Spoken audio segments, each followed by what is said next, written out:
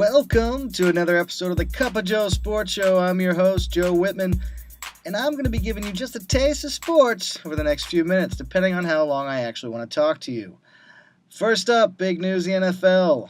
Antonio Brown to the Raiders. This one's interesting. Pittsburgh. How far have you fallen to where you let one of the top receivers in the entire league get away for a third round and a fifth round pick?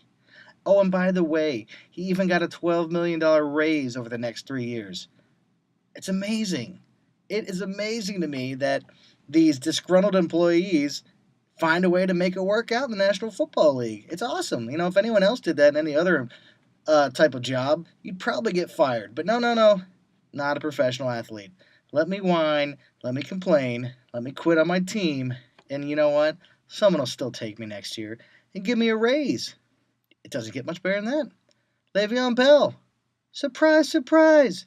Another guy, he didn't even play any of the season last year because, he wasn't getting paid enough or wasn't getting what he thought he was worth. Well, the Jets just paid him 4 years, $52 million, okay, for a guy who chose not to play an entire season. Well done, boys. Well done. But back to Antonio Brown. It just goes to show, of course he went to the Raiders. The Raiders will take anyone, okay? They love to get the lowest of the low, the problem children. That's who the Raiders strive to get.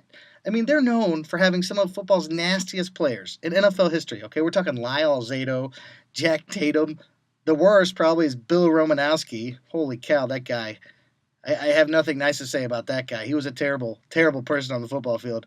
They love this kind of attention. They don't care. They're the Raiders. They can't get any lower, Why not sign a guy who is not a very good teammate? Can he play football? Great. Let's put him in the Raider Nation. Let's let him play. Let's see what happens, right? I mean, for God's sakes, if OJ came back in the league unretired somehow and he could actually run, the Raiders would sign him. Guarantee it.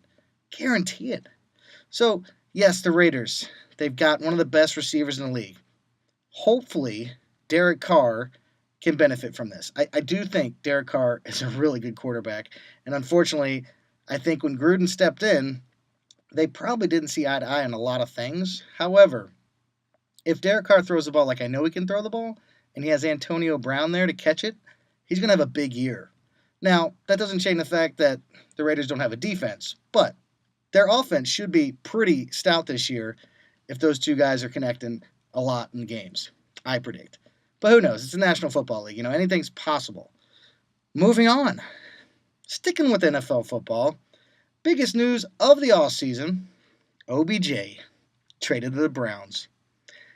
I'd like to say I didn't see this coming, but as a Giants fan, he'd worn out his welcome. Unfortunately, there's only so many things that an organization can handle from an athlete, okay? A lot of it is, how good are you in the locker room? What is your image? What are you putting out there on social media? What things have you done in the past that makes us look bad? Have you talked bad about your teammates? Have you talked about things maybe that your team doesn't want you to talk about, like injuries? Yeah, all that stuff, that adds up. And for a historically great organization like the Giants, who pride themselves on being a quality organization, they're not going to put up with that for very long. And honestly, I think the feeling was mutual. I think Eli and Odell, you'll never hear Eli say this because he's too nice of a guy, but I'm pretty sure that their relationship was not in the best place currently. And Odell's probably like, you know what, just trade me. And the Giants probably said, fine, done. We'll send you to Cleveland. Have fun with that, okay? Yeah, everyone's like, oh, his best friend's there. It'll be great, whatever. It's still Odell Beckham, okay? The guy is a dynamite stick waiting to go off at any moment about just about anything. Is it a good deal for the Giants? Who knows? That's to be seen, right? Jabril Peppers, I think he's a good young player out of Michigan. He was a first round draft pick a couple years ago for Cleveland. He can play ball. I mean, clearly, he was a Big Ten Player of the Year senior season. A first round pick and a third round pick, my guess is that the Giants are going to use those picks to move up, to get their quarterback. And, I highly doubt they can get the number one pick, but they're definitely shooting probably for 2 or 3 so they can make sure they get Dwayne Haskins. That's my guess of what they're thinking right now. I can't see the Giants trading for Rosen just because there are a lot of people, a lot of scouts that didn't really like Rosen, and there's got to be reasons that they didn't like him. And he didn't really, knock anybody's socks off last year. Now, granted, the Cardinals' line was not good, but I don't see the Giants trading for him. I think they definitely are drafting a quarterback, and from there, they're probably going to move straight in the defense. Um, yeah, I think it's a good deal for both. I know everyone in the media is saying, "Oh, the Giants got fleeced. They should have got more." But should they have got more? I mean, a first, a third, and a quality starting safety for a guy who's owed a ton of money, has huge attitude issues, and I mean, for God's sakes, the guy had a boxing match with a kicking net. Okay, during a game. All right, he's just not wired quite the same way as most people, and I don't know if you want that on your team. Could he be great with Mayfield and company? Sure, but what happens if it doesn't go right? And what happens if the Browns don't make the playoffs? And what happens if OBJ starts throwing fits and doesn't like it and starts complaining about how he's not getting the ball enough? X, Y, and Z, blah blah blah. All that adds up. Well, guess what? Cleveland's a blue collar town. Blue collar folks, they don't want to hear some professional who's getting paid $50 million complaining about how he's not getting the ball. It's not going to fly, all right? So good luck. However, like I said, you're going to Cleveland. I get it. Cleveland had a better year last year. But last time I checked, still not in the playoffs. And I don't think they're going to make the playoffs even with OBJ. They're just not a full team. Their defense is very mediocre and average. It's a tough division. And again, I think OBJ is going to be a headache once again, somehow, or he won't play a complete season. People aren't talking about his injury issues, okay?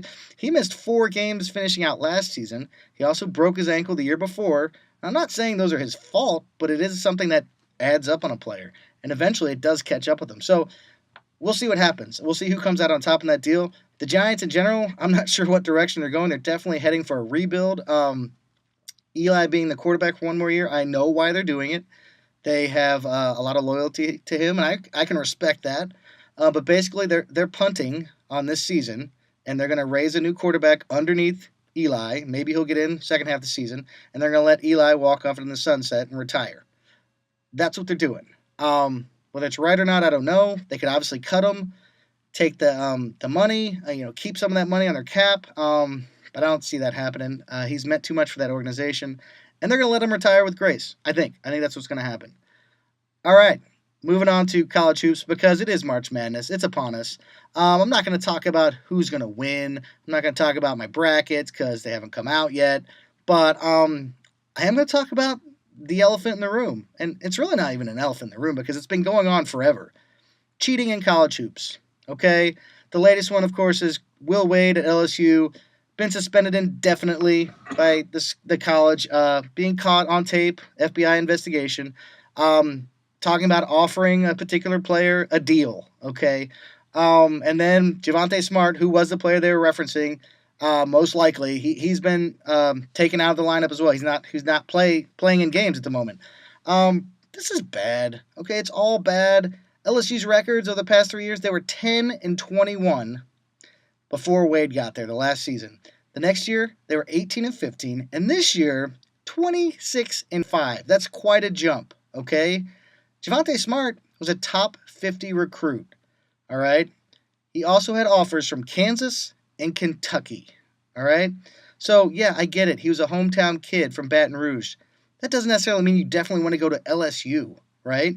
If Kansas and Kentucky are calling you and telling you how you're going to be in their starting lineup, what do you bring to the table when you're LSU? Hey man, yeah, come be a Tiger, okay? It's gonna be great. You're a hometown boy, everybody's gonna love you. No, these kids don't think that way. They think about what's the best situation for me. What do I get out of this? All right? And unfortunately, their parents are thinking, what can we get out of this? Which is wrong. All right? So I'm not buying that he went to LSU because he always wanted to be at LSU. I'm not buying it. I definitely think that he probably was ready to go to Kentucky or Kansas, and LSU made an offer of some sort. Now, whether that offer was brought up by someone at the shoe company, brought up by his parents, Doesn't really matter. It's wrong. It's definitely cheating. It's not allowed. And I think what bothers me most about all this cheating is that who gets in trouble the most? Generally, the schools and sometimes the coaches. Of course, Calipari has left 2 programs after they got in trouble and got violations, and he never got anything. So there's that. So, I mean, he's a known cheater for years, but that's another story for another podcast. But, Sean Miller, he's got to be gone too, right? He had a terrible year this year. All this stuff is still coming down about him and the investigations about Arizona. It's everywhere, okay? They all cheat to some extent. They really do. They do. People are like, oh, Duke doesn't have to cheat. You know what?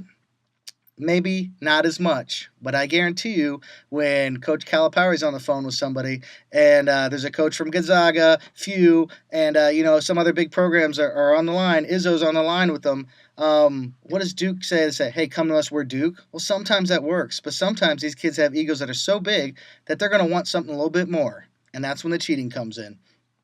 You're being naive if you think cheating doesn't occur at every college campus. How do we fix it? I don't know.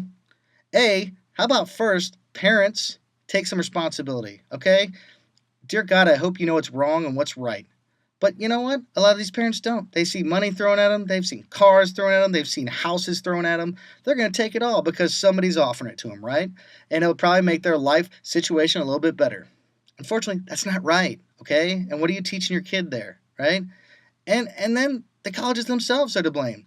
The athletic directors, these coaches, their assistants, they know the rules. They continue to bend and to break them. But why do they cheat so much? Why does everybody cheat? Because it's a business. College athletics is a business, okay? So I got a solution for this business problem. Why don't we make every college in America, every D1 college, a professional minor league basketball team that plays on campus, okay? They're your team, but they're actually a minor league basketball team, and they get paid. They don't have to go to class because it doesn't matter. Because let's be honest, a lot of these top recruits, they're going to school all over the country. They're not going to class. You're kidding yourself if you think they are. They're there to play basketball, and then they're going to go play in the NBA. So why don't we just call it what it is? Let's call Major D1 college basketball a minor league affiliated team, and every school gets one, and there's no question about who they are. They're all getting paid something, and therefore we maybe could understand why we're paying so much to even go watch these games and the apparel and everything else. Makes perfect sense, right? Yeah, get rid of the student-athlete thing. What does the NCAA really have power over anyways? I mean, seriously. They're just an organization that collects a lot of money during March Madness. I'm pretty sure if the SEC wanted to split off today and start their own stuff, they could do it pretty successfully. But anyways, I digress. Cheating's everywhere. It's ugly, and it's always going to rear its head. And until we figure out, like I said, you make some sort of a minor league. It sounds crazy, but I think it helps. I think it works. I think it fixes a problem. And those kids that aren't quite that good, they can go to D2, D3, smaller schools, and it'll be just fine. So that's all. That's my thoughts on that. That's about it for today. My final and favorite part of the show is obviously WTF. WTF for this week, this show, professional cornhole. Are you kidding me? I was watching TV the other night, looking for something to watch, and there's these 4 guys, look like good old boys, playing cornhole on TV. In a competition. Of course, it's a national cornhole league. If you don't know what cornhole is, okay, this is a something you would do at a tailgate where there's a couple boards set up and you throw these bean bags into a hole and a piece of plywood, all right? It's ridiculous. It's a game you play when you're drinking before a sporting event. But somehow, they've turned it into a professional event. Are you kidding me, people? What's next? Lawn darts, okay? Beer pong? Heck, let's see Dungeons and Dragons, okay? Can we film that? That'd be amazing. Four people sitting in a room playing Dungeons and Dragons. Let's do it. Let's make it happen. What the f***? That's it. That's it for this show, folks. Again, of course, my shameless plug. I do love me some Boulevard beer. Pale Ale's fantastic. I'm out. See you later.